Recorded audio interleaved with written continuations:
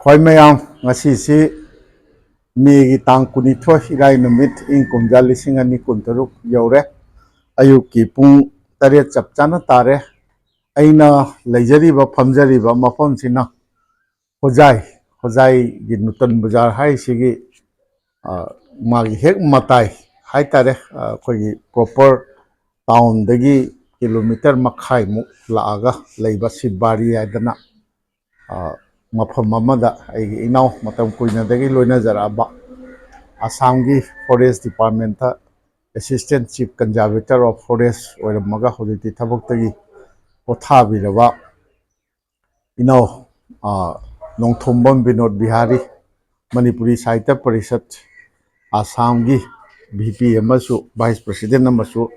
oibiribagi yumdani ngarang numidang ai thungjabani aisi kasarda handaksi yamna tangai phadawa yamna su nungai tawa haitare kainoda Imphal da aina lari amkhak namjabani haugiba tang 18 Barak Museum and Library Bontarapur da phonggadaba aduga madaida phongnabagi sinbiriba sina akoigi Bangladesh tagi akoigi hauji India da lakpidana akoigi Manamathum Manipur da di changba yadabadagi akoigi Patriotic Writer Forum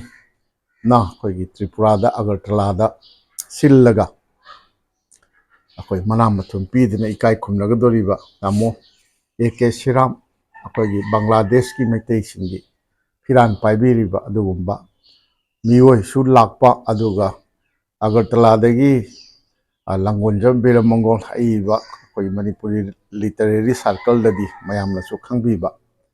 masu lakpa da mokoi ani la ingaida lariksi phongnanaba aina namjabani akoi Dr. Ibungo Mutum Sani haidana college gi ojani Assam Sarkar gi Radha Madhav College haidana Silchar gi Rangir Khari edu leba college gi Manipuri Department Assistant Professor oibani mana editor ojaraga magi wareng kharaga loinana aigi mamangai tawjaramba sanathongda yawba oja guru singi akhoi wareng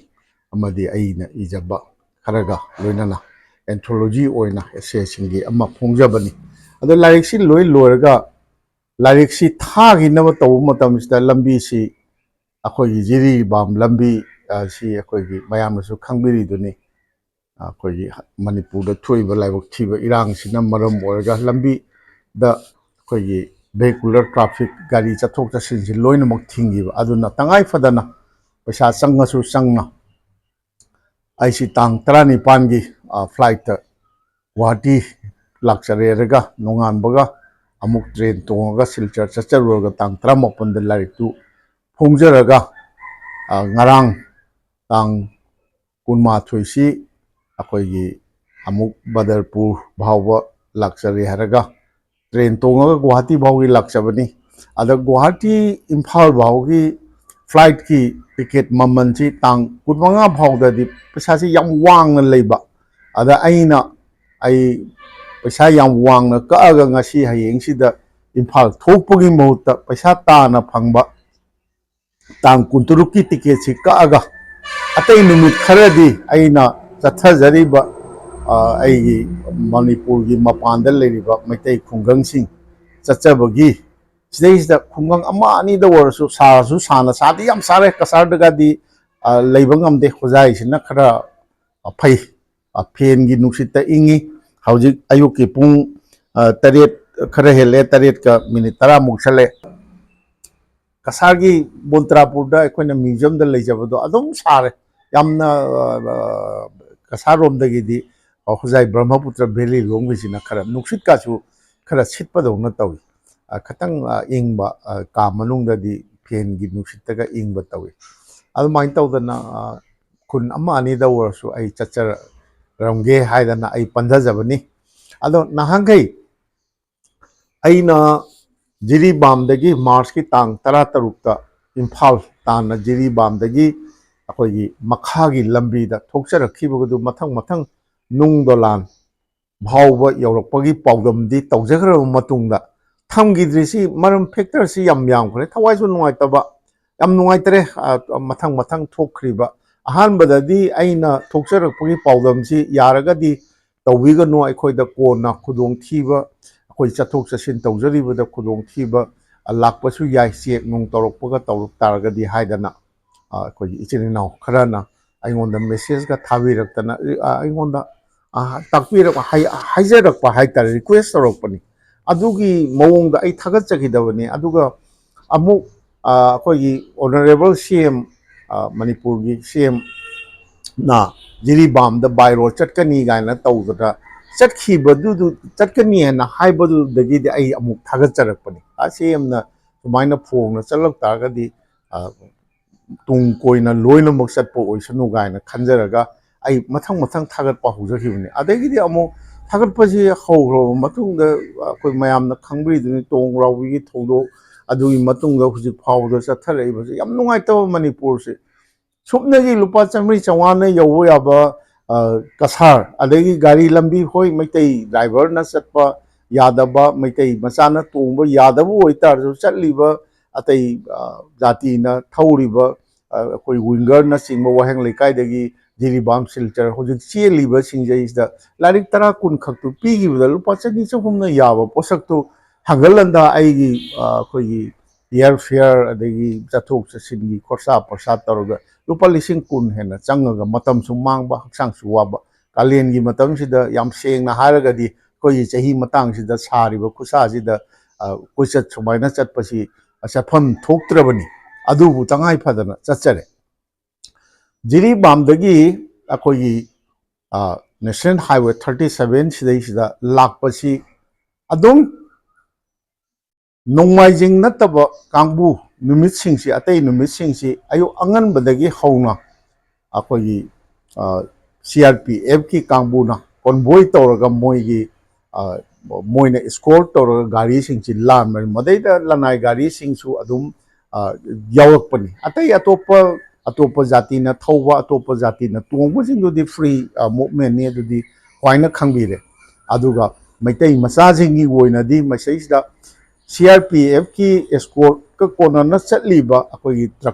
ꯇ꯭ꯔꯛꯁꯤꯡ, ꯇꯦꯡꯀꯔꯁꯤꯡꯒꯤ ꯃꯔꯛꯇ ꯌꯥꯎꯅ ꯇꯧꯔꯒ ꯂꯥꯛꯄꯅꯤ꯫ ꯃꯁꯤꯅ ꯑꯩꯈꯣꯏꯒꯤ ꯂꯩꯉꯥꯡꯄꯣꯛꯄꯤ ꯍꯥꯏꯅ ꯂꯩꯔꯤꯕ ꯖꯤꯔꯤꯕꯥꯝꯒꯤ ꯂꯩꯔꯤꯕ ꯂꯩꯉꯥꯡꯄꯣꯛꯄꯤ police station ꯁꯤ ꯍꯦꯛ ꯍꯦꯟꯗꯣꯛꯈꯤꯗꯕꯒꯤꯗꯤ ꯑꯩꯈꯣꯏꯒꯤ ꯗꯦꯟꯖꯔ ꯑꯦꯔꯤꯌꯥ ꯑꯣꯏꯅ ꯂꯥꯛꯑꯦꯔꯒ ꯀꯩꯃꯥꯏ ꯍꯥꯏꯕꯁꯤ ꯐꯥꯎꯕꯁꯤ ꯈꯔ ꯑꯩꯈꯣꯏ ꯈꯨꯗꯣꯡꯊꯤꯅꯤꯡꯉꯥꯏ ꯑꯣꯏ꯫ ꯑꯗꯨꯃꯥꯏꯅ ꯇꯧꯗꯅ ꯂꯥꯟꯊꯣꯔꯛꯑꯒꯗꯤ ꯑꯃꯨꯛ ꯐ꯭ꯔꯤ ꯖꯣꯟꯗꯧꯅ ꯑꯃꯨꯛ ꯅꯣꯅꯦ ꯑꯗꯒꯤ ꯇꯨꯄꯨꯜ ꯐꯥꯎꯕꯁꯤ ꯂꯥꯛꯄ ꯌꯥꯏ꯫ ꯑꯗꯨꯃꯥꯏꯅ ꯇꯧꯗꯅ ꯂꯥꯛꯅꯔꯒ ꯃꯔꯛꯁꯤꯗ ꯌꯥꯎꯔꯛꯏꯕꯁꯤꯡꯁꯤ ꯑꯃꯅ ꯑꯩꯈꯣꯏꯅ ꯁꯨꯝ ꯎꯖꯔꯛꯄ ꯃꯇꯝꯁꯤꯗ ROP, ꯑꯩꯈꯣꯏꯒꯤ ꯔꯣꯗ ꯑꯣꯄꯅꯤꯡ ꯄꯥꯔꯇꯤꯅ ꯍꯥꯏꯕꯁꯤꯡꯁꯤ ꯃꯤꯇꯔ 200-300ꯗ ꯃꯣꯏ 2-3 ꯐꯖꯅ ꯂꯦꯞꯄꯒ ꯗ꯭ꯌꯨꯇꯤ ꯐꯖꯅ ꯇꯧꯕ ꯃꯥꯜꯂꯤ꯫ ꯃꯈꯣꯏꯅ ꯐꯖꯅ ꯆꯦꯛꯁꯤꯟꯅ ꯇꯧꯕꯤꯕ ꯇꯥꯔꯒꯗꯤ ꯃꯁꯤꯒꯤ ꯃꯥꯏꯀꯩꯁꯤ ꯑꯗꯨꯝ ꯆꯠꯄ ꯌꯥꯕ ꯄꯣꯠꯁꯛꯅꯤ꯫ ꯑꯗꯣ ꯑꯩꯅ ꯊꯣꯛꯆꯔꯛꯈꯤꯕ ꯅꯨꯃꯤꯠꯇꯨꯗꯗꯤ ꯂꯝꯕꯤꯗꯨ ꯑꯩꯈꯣꯏꯒꯤ ꯅꯨꯡ ꯗꯣꯂꯥꯟꯗ ꯌꯥꯗꯗꯅ ꯌꯥꯝ ꯀꯨꯏꯅ ꯄꯟꯊꯔꯛꯈꯤꯕ ꯃꯔꯝ ꯑꯣꯏꯔꯒ ꯑꯩꯈꯣই ꯊꯦꯡꯁꯨ ꯊꯦꯡꯉꯦ꯫ ꯑꯗꯨꯒ ꯅꯣꯔꯃꯦꯜꯂꯤ ꯇꯧꯅꯔꯤꯕꯁꯤ ꯑꯩꯈꯣꯏꯒꯤ ꯄꯨꯡ 4ꯗꯒꯤꯗꯤ ꯑꯩꯈꯣꯏ ROP ꯇꯥꯔꯝꯕ ꯂꯝꯕꯤꯗ ꯇꯥꯔꯝꯕꯁꯤꯡꯁꯤ ꯑꯃꯨꯛ ꯃꯥꯒꯤ ꯀꯦꯝꯁꯤꯡꯗ ꯑꯃꯨꯛ ꯍꯟꯖꯤꯟꯅꯈꯤꯗꯣꯔꯤꯕꯅꯤ꯫ ꯑꯗꯣ ꯍꯟꯖꯤꯟꯅꯈ꯭ꯔꯕ ꯃꯇꯨꯡꯗꯗꯤ ꯇꯨꯄꯨꯜꯗꯒꯤꯅ ꯀꯩꯊꯦꯜ ꯃꯥꯟꯕꯤ ꯐꯥꯎ ꯂꯥꯛꯄꯁꯦ ꯑꯃꯨꯛꯁꯨ ꯗꯦꯟꯖꯔ ꯑꯣꯏꯕ꯫ ꯑꯗꯨꯒꯤ ꯃꯃꯥꯡꯗ ꯑꯩꯈꯣꯏ ꯄꯨꯡ 4ꯒꯤ ꯃꯃꯥꯡꯗ ꯀꯩꯊꯦꯜ ꯃꯥꯟꯕꯤ ꯂꯥꯟꯊꯣꯛꯀꯗꯕ ꯑꯣꯏꯇꯥꯔꯒꯗꯤ ROP ꯂꯩꯕꯅꯤꯅ ꯑꯗꯨꯝ ꯀꯩꯁꯨ ꯆꯤꯡꯅꯗꯅ ꯑꯩꯈꯣꯏꯒꯤ ꯂꯥꯟꯕ ROP ꯑꯗꯨ ꯑꯣꯏꯇꯥꯔꯒꯁꯨ ꯆꯤꯡꯅꯕꯗꯤ ꯀꯔꯤꯒꯨꯝꯕ ꯑꯩꯈꯣꯏꯒꯤ ꯅꯥꯇꯩ ꯆꯥꯗꯕ ꯌꯥꯝꯅ ꯑꯩꯈꯣꯏꯒꯤ ꯃꯤ ꯇꯣꯡꯉꯤꯕ ꯕꯁ ꯏꯟꯊꯈꯤꯕ ꯀꯥꯡꯕꯨꯅ ꯂꯩꯔꯤꯕ ꯃꯐꯝꯅꯤ꯫ ꯑꯩꯈꯣꯏꯒꯤ ꯇꯨꯄꯨꯜ ꯍꯦꯛ ꯍꯦꯟꯗꯣꯔꯛꯄꯗꯩꯅ ꯀꯩꯊꯦꯜ ꯃꯥꯟꯕꯤ ꯐꯥꯎꯁꯦ ꯃꯌꯥꯝ ꯅꯍꯥꯟꯋꯥꯏ ꯃꯃꯥꯡꯉꯩ ꯑꯩꯈꯣꯏꯒꯤ ꯖꯥꯇꯤ ꯑꯅꯤꯁꯤ ꯈꯠꯅꯕꯒꯤ ꯃꯇꯝꯗ ꯃꯤ ꯇꯣꯡꯉꯤꯕ ꯕꯁ ꯏꯟꯊꯔꯒ ꯂꯣꯛꯈꯥꯗ ꯏꯟꯊꯔꯒ ꯍꯥꯠꯈꯤꯕꯒꯤ ꯊꯧꯗꯣꯛ ꯊꯣꯛꯈꯤꯕ ꯑꯗꯨꯒꯨꯝꯕ ꯄꯨꯛꯆꯦꯜ ꯆꯦꯟꯕ ꯑꯩꯈꯣꯏꯒꯤ ꯀꯥꯡꯕꯨꯁꯤꯡꯅ ꯈꯨꯟꯗꯥꯕ, ꯑꯩ ꯌꯥꯝ ꯀꯨꯡꯅ ꯈꯨꯟꯗꯥꯕꯗꯤ ꯅꯠꯇꯦ꯫ ꯑꯗꯨꯒ ꯁꯦꯀꯨꯔꯤꯇꯤꯒꯤ ꯄꯣꯏꯟꯠ ꯑꯣꯐ ꯚ꯭ꯌꯨꯗ ꯌꯦꯡꯉꯨꯔꯒꯁꯨ ꯇꯨꯄꯨꯜꯗꯒꯤꯅ ꯀꯩꯊꯦꯜ ꯃꯥꯟꯕꯤ ꯐꯥꯎ ꯂꯥꯛꯏꯕ ꯂꯝꯕꯤꯁꯤ ꯑꯁꯨꯛꯄ ꯖꯪꯒꯣꯜ ꯅꯨꯡꯒꯣꯜꯁꯨ ꯅꯠꯇꯦ꯫ ꯑꯩꯈꯣꯏ ꯌꯥꯝ ꯀꯨꯡꯅ ꯍꯦꯛꯇ ꯀꯩꯅꯣꯝꯃ ꯇꯧꯔꯝꯃꯒ ꯅꯣꯡꯃꯩꯒ ꯀꯥꯞꯁꯤꯜꯂꯝꯃꯒ ꯍꯦꯛꯇ ꯆꯦꯟꯕ ꯌꯥꯕ ꯃꯐꯝꯁꯨ ꯅꯠꯇꯦ ꯁꯥꯏꯠ ꯑꯃꯗꯅ ꯂꯣꯛꯈꯥꯗ ꯄꯨꯂꯞ ꯍꯦꯛꯇ ꯑꯉꯝꯕ ꯂꯣꯛ ꯂꯩꯕꯅꯤ ꯑꯗꯨꯒ ꯁꯥꯏꯠ ꯑꯃꯗꯅ ꯑꯉꯝꯕ ꯆꯤꯡꯊꯛ ꯑꯩꯈꯣꯏꯒꯤ ꯅꯨꯡ ꯉꯥꯛꯇꯅ ꯇꯧꯕ ꯏꯀꯣꯛ ꯀꯣꯛꯄꯅ ꯑꯌꯥꯝꯕꯅꯤ ꯃꯁꯤ ꯐꯖꯅ ꯁꯦꯀꯨꯔꯤꯇꯤꯁꯤ ꯐꯖꯅ ꯄꯤꯕ ꯇꯥꯔꯒꯗꯤ ꯑꯗꯨꯝ ꯆꯠꯊꯣꯛ ꯆꯠꯁꯤꯟ ꯇꯧꯕ ꯌꯥꯕꯖꯥꯠꯅꯤ ꯑꯗꯨꯕꯨ ꯑꯩꯈꯣꯏꯅ ꯂꯥꯛꯆꯈꯤꯕ ꯃꯇꯝꯗꯨ ꯑꯩꯈꯣꯏꯒꯤ ꯄꯨꯡ 4 ꯍꯦꯟꯗꯣꯛꯈ꯭ꯔꯦ ꯄꯨꯡ 5ꯒ ꯈꯔ ꯃꯤꯅꯤꯠ 14 15 ꯇꯥꯔꯕ ꯃꯇꯝꯗ ꯅꯣꯅꯦꯗ ꯊꯨꯡꯖꯕꯅꯤ ꯃꯝꯃꯦ ꯁꯦꯀꯨꯔꯤꯇꯤ ꯅꯣꯅꯦꯗꯒꯤ ꯏꯝꯐꯥꯜ ꯇꯥꯟꯅ ꯄꯨꯕꯤꯒꯗꯕ ꯀꯩꯊꯦꯜ ꯃꯥꯟꯕꯤ ꯐꯥꯎꯕ ꯄꯨꯕꯤꯒꯗꯕ ꯁꯦꯀꯨꯔꯤꯇꯤꯒꯤ ꯑꯦꯔꯦꯟꯖꯃꯦꯟꯁꯨ ꯂꯩꯇ꯭ꯔꯦ ꯑꯩꯈꯣꯏꯒꯤ ꯇꯨꯡꯗ ꯂꯥꯛꯏꯕ ꯇ꯭ꯔꯛꯅꯆꯤꯡꯕ ꯀꯩꯗꯧꯕ ꯃꯌꯥꯝꯗꯨ ꯑꯩꯈꯣꯏꯒꯤ ꯅꯣꯅꯦꯗ ꯂꯦꯛꯀꯗꯧꯔꯤꯕꯅꯤ ꯑꯗꯣ ꯑꯗꯨꯒꯤ ꯅꯨꯃꯤꯠꯁꯤꯗ ꯑꯩꯈꯣꯏ ꯒꯥꯔꯤ ꯑꯅꯤꯈꯛꯇꯤ ꯇꯨꯡꯃꯥꯡ ꯍꯦꯛꯇ ꯀꯩꯅꯣ ꯇꯧꯔꯕꯁꯨ ꯑꯩꯈꯣꯏꯒꯤ ꯁꯤꯔꯁꯨ ꯆꯪꯉꯁꯨ ꯑꯩꯈꯣꯏ ꯂꯥꯏꯕꯛ ꯌꯦꯡꯉꯁꯤ ꯍꯥꯏꯗꯅ ꯑꯗꯨꯝ ꯊꯧꯔꯛꯄꯅꯦ ꯑꯗꯨꯃꯥꯏꯅ ꯊꯧꯔꯛꯄ ꯃꯇꯝꯗꯨꯗ ꯂꯥꯏꯕꯛ ꯊꯤꯗꯅ ꯀꯔꯤꯒꯨꯝꯕ ꯀꯥꯡꯕꯨ ꯑꯩꯈꯣꯏꯕꯨ ꯇꯥꯊꯤꯅ ꯇꯧꯔꯛꯀꯗꯕ ꯀꯥꯡꯕꯨꯅ ꯂꯝꯕꯤꯗ ꯊꯠ ꯈꯣꯠꯇꯅꯒ ꯇꯧꯔꯒꯗꯤ ꯈꯨꯗꯣꯡ ꯊꯤꯕꯁꯦ ꯑꯗꯨꯝ ꯅꯪꯅꯤꯡꯉꯥꯏꯗꯤ ꯑꯣꯏ ꯑꯗꯨꯕꯨ ꯂꯥꯛꯈ꯭ꯔꯦ ꯃꯁꯤ ꯑꯩꯈꯣꯏꯒꯤ ꯃꯅꯤꯄꯨꯔ ꯁꯔꯀꯥꯔꯒꯤ ꯃꯥꯏꯀꯩꯗꯒꯤꯁꯨ ꯃꯇꯦꯛ ꯈꯖꯤꯛꯇꯅꯤ ꯑꯩꯈꯣꯏ ꯀꯩꯊꯦꯜ ꯃꯥꯟꯕꯤꯗꯒꯤꯅ ꯇꯨꯄꯨꯜ ꯐꯥꯎꯁꯤ ꯀꯤꯂꯣꯃꯤꯇꯔ 30 ꯑꯩ ꯆꯞ ꯆꯥꯅ ꯈꯪꯖꯗ꯭ꯔꯦ 30 24 25 30 ꯑꯣꯏꯔꯝꯒꯅꯤ ꯑꯗꯨ ꯃꯁꯤꯒꯤ ꯃꯇꯦꯛꯁꯤꯃꯒ ꯑꯗꯨꯒ ꯖꯤꯔꯤꯕꯥꯝꯒꯤ ꯂꯩꯉꯥꯡ ꯄꯣꯛꯄꯤꯗꯒꯤꯅ ꯀꯩꯃꯥꯏ ꯐꯥꯎꯒꯤ ꯀꯤꯂꯣꯃꯤꯇꯔ 20-30 ꯁꯨꯝ ꯌꯥꯝ ꯆꯦꯛꯁꯤꯟꯅ ꯁꯦꯀꯨꯔꯤꯇꯤ ꯇꯧꯕꯤꯔꯒꯗꯤ ꯑꯗꯨꯝ ꯐ꯭ꯔꯤ ꯃꯨꯚꯃꯦꯟꯁꯦ ꯑꯗꯨꯝ ꯌꯥꯒꯗ꯭ꯔꯥ ꯍꯥꯏꯕꯅ ꯑꯩ ꯈꯟꯖꯩ ꯑꯗꯣ ꯖꯤꯔꯤ ꯂꯝꯕꯤꯒꯤ ꯑꯣꯏꯅꯗꯤ ꯍꯧꯖꯤꯛ ꯌꯥꯝ ꯅꯨꯡꯉꯥꯏꯔꯦ ꯑꯩꯈꯣꯏꯅ ꯈꯪꯖꯔꯛꯄ ꯃꯇꯝꯗ ꯊꯣꯡ ꯕꯔꯥꯛ ꯊꯣꯡꯗ ꯀꯨꯝꯊꯔꯒ ꯂꯥꯜꯂꯝꯃꯤ ꯑꯗꯒꯤ ꯃꯀ꯭ꯔꯨ ꯊꯣꯡꯗ ꯀꯨꯝꯊꯔꯒ ꯂꯥꯜꯂꯝꯃꯤ ꯑꯗꯒꯤ ꯏꯔꯪ ꯊꯣꯡꯗꯁꯨ ꯀꯨꯝꯊꯔꯒ ꯂꯥꯟꯕꯁꯨ ꯃꯌꯥꯝ ꯑꯃ ꯌꯥꯎꯔꯦ ꯉꯥꯏꯇꯅ ꯇꯦꯛ ꯀꯥꯏꯗꯅꯁꯨ ꯇꯧꯔꯝꯃꯤ ꯍꯧꯖꯤꯛꯇꯤ ꯄꯛꯀꯥ ꯌꯥꯝ ꯐꯖꯅ ꯁꯥꯔꯦ ꯑꯗꯨꯒ ꯂꯝꯕꯤꯒꯤ ꯄꯔꯤꯡꯁꯨ हाईवे परिंगसी 90% फरे अदुगा चिंग लंबी अखोई अखोई सॉफ्ट सोइल चु ओइबनिना अखोई खितंग नोंग चिंग खिजितंग ताबा मतमदा फत्तबा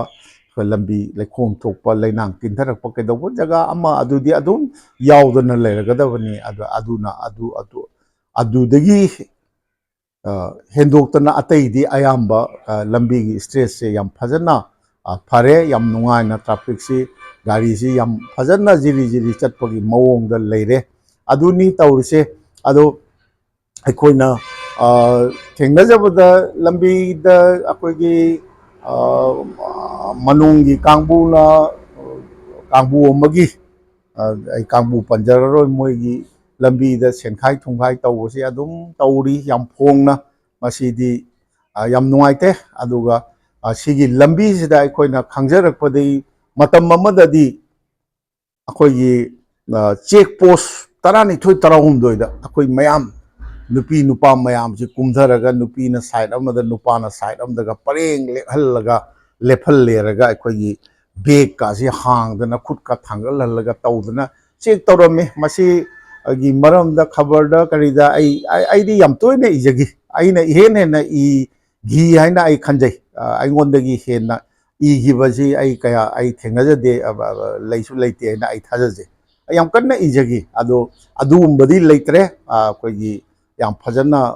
चथोक चसिन यारबा मतमसिदा लाइबक थीदना हौजिक तौरिबसिन आइना थोलकपा मतमदा नुंगाइतबा मयाम अम थेंगै मयाम थेंगरोइदु आइना थोकचरकपा मतमदुदा येंबियुको जिरीबामदा योंचाक लुपा चामगी अखोइ बंदल बंदल कीरगा अखोइ पैदना लई लेबसे ngang saknaradi चामगी चाम तौबदो लुपा चामगी योंचाक चाम तौबदो चाम 10 तौबसु याय अदुबा योंचाक तो इम्फाल योरकांदा लुपा चामगी 10 मरी मंगा तौदना योलिनी अदुबु जिरी रोंदैदि योंचाक ति पुसिलैनि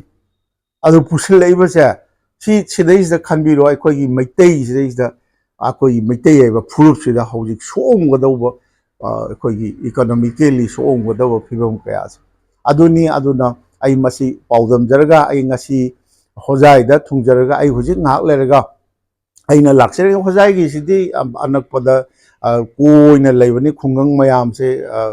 किलोमीटर 30-35 की रेडियस का नोम खुदोंग चाबा मद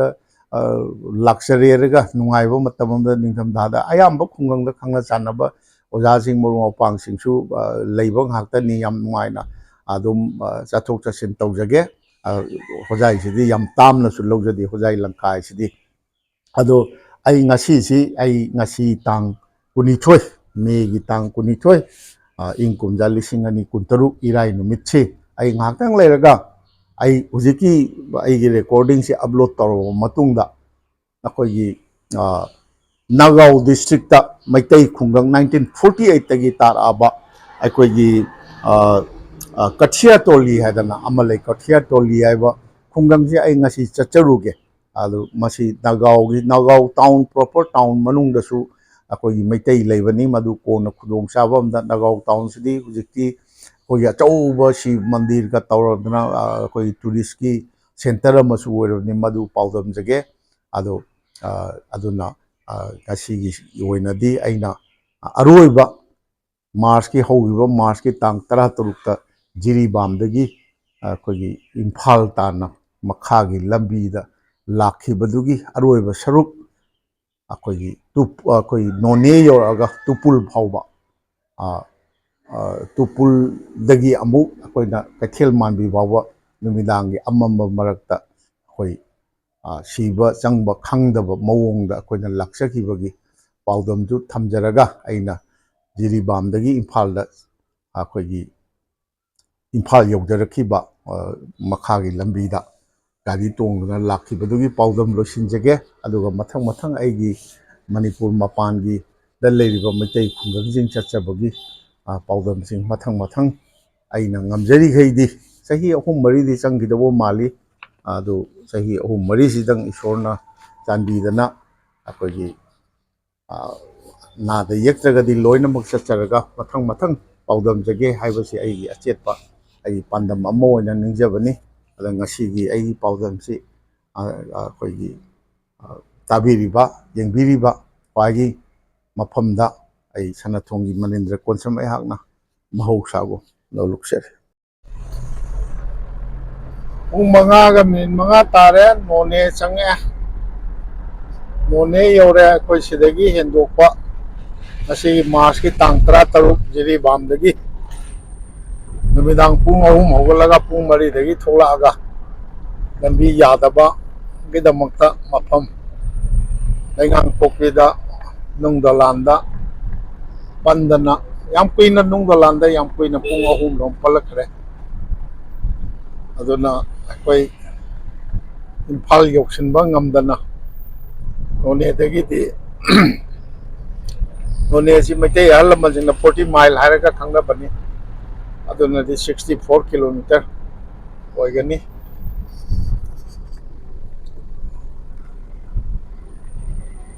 railway ki thong do kadom leira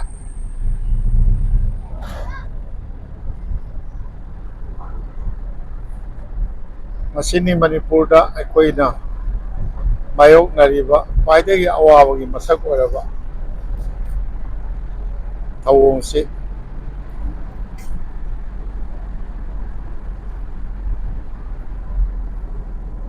sida leire paidagi wangba thong si chini loire trial ga tawrabani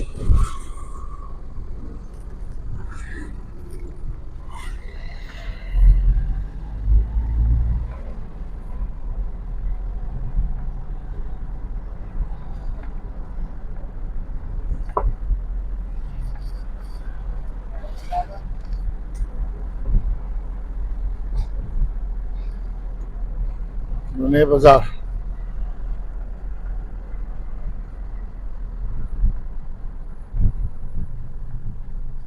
Pagi Jiribam dagi Imphal thokna bagidamukta ngasi lakpasi mafam masida loisinba namna lei koiga lakminajaba gari sing ngaijare haraga khannaraga moi hujik akoigi road opening party ROP kangbu di pung 3 dagi magi kemta hanjinnakre hai aduna hujikti akoina escort yaudana ꯑꯗꯨꯒꯨꯝꯕ ꯑꯥꯔꯣꯄꯤ ꯂꯩꯇꯅ ꯆꯠꯄꯗꯨꯗꯤ ꯈꯨꯗꯣꯡꯊꯤꯅꯤꯡꯉꯥꯏ ꯑꯣꯏꯕꯅꯤꯅ ꯃꯐꯝ ꯁꯤꯗꯩꯁꯤꯗ ꯑꯩꯈꯣꯏꯒꯤ ꯑꯍꯤꯡ ꯂꯦꯛꯑꯒ ꯍꯌꯦꯡ ꯑꯌꯨꯛ ꯌꯧꯅꯅꯕꯒꯤ ꯑꯣꯏꯅ ꯈꯟꯅꯕ꯭ꯔꯥ ꯅꯠꯇ꯭ꯔꯒ ꯑꯩꯈꯣꯏꯒ ꯂꯥꯛꯃꯤꯟꯅꯖꯕ ꯒꯥꯔꯤꯁꯤꯡ ꯉꯥꯏꯖꯔꯦ ꯍꯥꯏꯔꯒ ꯈꯟꯅꯔꯕ ꯃꯇꯨꯡꯗ ꯂꯦꯞꯅꯕ ꯇꯥꯔꯦ ꯄꯨꯡ 5:20 ꯇꯥꯔꯦ ꯑꯩꯈꯣꯏ ꯈꯟꯅꯔꯕ ꯃꯇꯨꯡꯗ ꯗꯨ ꯑꯣꯔ ꯗꯥꯏ ꯑꯩꯈꯣꯏ ꯂꯥꯟꯖꯜꯂꯁꯤ ꯍꯥꯏꯗꯅ ꯅꯣꯅꯦ ꯂꯥꯟꯊꯣꯛꯆꯔꯛꯑꯦ ꯑꯗꯣ ꯑꯗꯩꯗꯤ ꯇꯨꯄꯨꯜ ꯍꯥꯏꯗꯣꯛꯈꯤꯕꯗꯒꯤꯗꯤ ꯍꯥꯏꯒꯠꯈꯤꯕꯗꯒꯤꯗꯤ ꯗꯦꯟꯖꯔ ꯖꯣꯟ ꯍꯥꯏꯕ ꯇꯥꯔꯦ ꯑꯗꯣ ꯃꯗꯩꯗꯤ ꯈꯪꯗ꯭ꯔꯦ ꯇꯝꯕ ꯉꯝꯗꯦ ꯑꯗꯣ ꯍꯦꯛꯇ ꯆꯠꯂꯁꯤ ꯍꯥꯏꯗꯅ ꯂꯥꯛꯑꯕꯅꯤ ꯗꯨ ꯑꯣꯔ ꯗꯥꯏꯗ ꯑꯗꯨꯒ ꯂꯝꯕꯤ ꯂꯝꯒꯥꯡꯗ ꯊꯦꯡꯅꯕ ꯇꯥꯔꯒꯁꯨ ꯑꯃꯃꯝꯗꯤ ꯄꯥꯟꯅꯕꯒꯤ ꯚꯥꯞꯇ ꯂꯥꯛꯆꯔꯦ ꯃꯁꯤꯒꯤ ꯄꯥꯎꯗꯝꯁꯤ ꯊꯝꯖꯔꯦ ꯍꯥꯏꯔꯒ ꯁꯣꯏꯗ ꯉꯥꯝꯗ꯭ꯔꯗꯤ ꯃꯄꯨ ꯃꯥꯒꯤ ꯊꯧꯖꯥꯜꯗꯒꯤ ꯁꯣꯏꯗ ꯉꯥꯝꯗ꯭ꯔꯗꯤ ꯄꯨꯡ ꯑꯃꯔꯣꯝꯒꯤ ꯍꯥꯏꯕꯗꯤ ꯆꯥꯎꯔꯥꯛꯅ ꯄꯨꯡ 8:30 ꯐꯥꯎꯗꯗꯤ ꯌꯨꯝ ꯏꯝꯐꯥꯜ ꯌꯧꯖꯔꯒꯅꯤ ꯑꯗꯨ ꯀꯔꯤꯒꯨꯝꯕ ꯌꯧꯗꯗꯅ ꯇꯧꯔꯒꯗꯤ ꯈꯪꯗ꯭ꯔꯦ ꯄꯨꯝꯅꯃꯛ ꯃꯄꯨ ꯃꯥꯒꯤ ꯊꯧꯖꯥꯜꯒꯤ ꯃꯈꯥ ꯄꯣꯜꯂꯦ ꯑꯩꯈꯣꯏ ꯊꯧꯅꯥꯒꯤꯗꯤ ꯑꯩꯈꯣꯏ ꯆꯠꯂꯁꯤ ꯍꯥꯏꯗꯅ ꯑꯩꯈꯣꯏ ꯂꯥꯛꯆꯔꯦ ꯍꯧꯖꯤꯛꯁꯤ ꯄꯨꯡ 6:30 ꯆꯞ ꯆꯥꯅ ꯇꯥꯔꯦ ꯑꯩꯈꯣꯏ ꯀꯩꯊꯦꯜ ꯃꯥꯟꯕꯤ ꯍꯦꯛ ꯂꯥꯟꯊꯣꯛꯑꯒ ꯑꯁꯣꯏ ꯑꯉꯥꯝ ꯀꯔꯤꯝꯇ ꯌꯥꯎꯗꯅ ꯀꯩꯊꯦꯜ ꯃꯥꯟꯕꯤ ꯂꯥꯟꯊꯣꯛꯆꯔꯛꯑꯒ ꯑꯩꯈꯣꯏ ꯄꯦꯇ꯭ꯔꯣꯜ ꯄꯝꯗ ꯊꯥꯎ ꯍꯥꯜꯂꯦ ꯏꯝꯐꯥꯜ ꯌꯧꯖꯔꯅꯤ ꯃꯇꯥꯡꯁꯤꯗ ꯑꯩ ꯏꯝꯐꯥꯜ ꯖꯤꯔꯤꯕꯥꯝꯗꯒꯤ ꯏꯝꯐꯥꯜ ꯊꯣꯛꯆꯔꯛꯄ ꯉꯁꯤ ꯇꯥꯡ 13ꯀꯤ ꯄꯥꯎꯗꯝꯁꯤ ꯂꯣꯏꯁꯤꯟꯖꯒꯦ ꯃꯁꯤꯕꯨ ꯌꯦꯡꯕꯤꯔꯤꯕ ꯇꯥꯕꯤꯔꯤꯕ ꯈ꯭ꯋꯥꯏꯒꯤ ꯃꯐꯝꯗ ꯁꯅꯥꯊꯣꯡꯒꯤ ꯃꯅꯤꯟꯗ꯭ꯔ ꯀꯣꯟꯁꯝ ꯃꯌꯥꯡꯅ ꯃꯍꯧꯁꯥꯒꯨꯝ ꯅꯣꯂꯨꯛꯆꯔꯤ